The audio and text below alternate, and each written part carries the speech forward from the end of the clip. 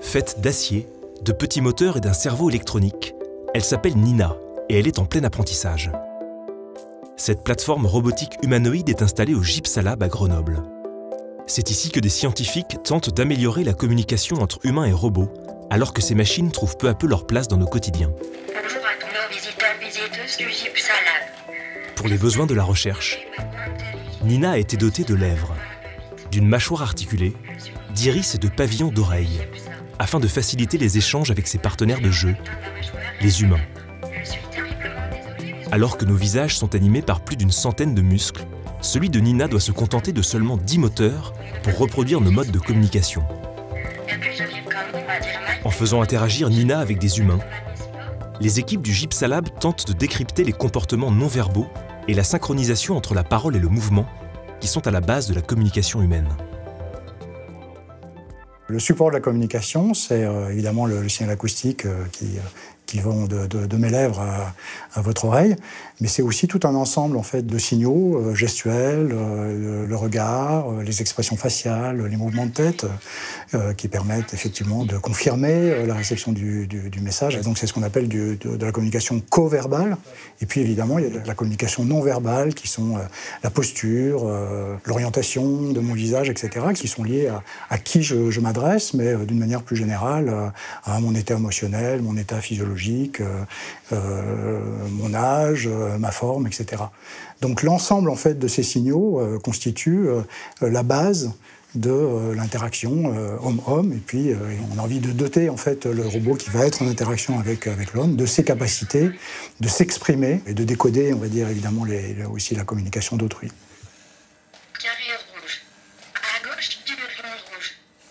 Afin d'étudier les mécanismes de synchronisation entre la parole et le mouvement, les scientifiques ont imaginé un test aux airs de jeu d'enfant. Placée face à un humain, Nina devient un tuteur et demande à son partenaire de prendre un cube de couleur et de le déplacer. Pointage de l'objet, regard porté sur son interlocuteur, intonation. Cet exercice permet de valider le naturel des gestes de Nina et surtout sa capacité d'adaptation face à une situation qui peut devenir complexe. L'idée de Nina, c'est de l'entraîner à faire de l'interaction sociale. Donc les robots qu'on va croiser dans une usine, c'est des robots qui font des tâches répétitives, de prendre un objet, de l'assembler, de le positionner.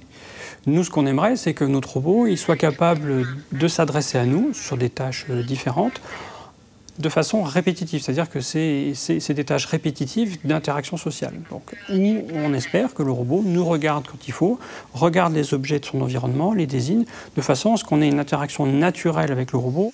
Le robot, pour nous, c'est pas forcément une fin en soi, c'est d'abord un outil qui nous permet d'étudier l'humain. À droite du point rouge, ici. Pour apprendre à Nina à humaniser ses réactions, les chercheurs doivent entrer dans sa tête. Dans une salle attenante à celle du robot, un pilote muni d'un casque de réalité virtuelle va pouvoir lui apprendre à se comporter lors d'une conversation. T'as raison. Faut y aller. Cette téléopération immersive est rendue possible grâce aux images filmées par les caméras situées dans les yeux de Nina et au micro qui équipe ses oreilles. Ah, super. Bonjour, je suis Nina, le robot humanoïde du Gypsalab, et je suis actuellement téléopéré de manière immersive par Gérard Bailly. Le robot va ainsi dupliquer les mouvements de tête de l'humain, et lorsque le pilote va focaliser sur un point à travers son casque, Nina va être capable d'orienter ses caméras pour fixer le même point.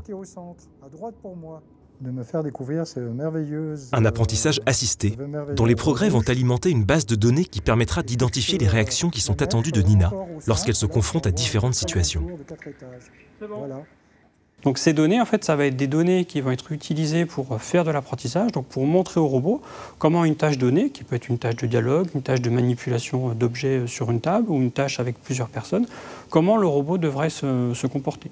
Donc de la même façon que nous, humains, nous apprenons enfants en regardant les adultes humains, notre pari à nous, c'est de dire que ce robot qui n'est pas intelligent, qui n'est pas autonome, il gagnerait à apprendre des comportements qui fonctionnent avec son corps.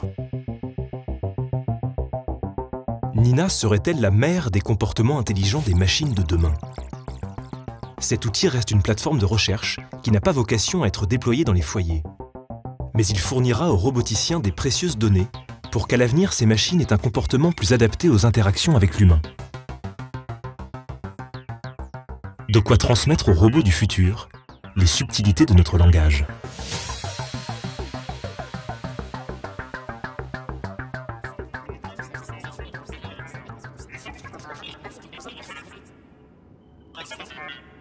Thank you.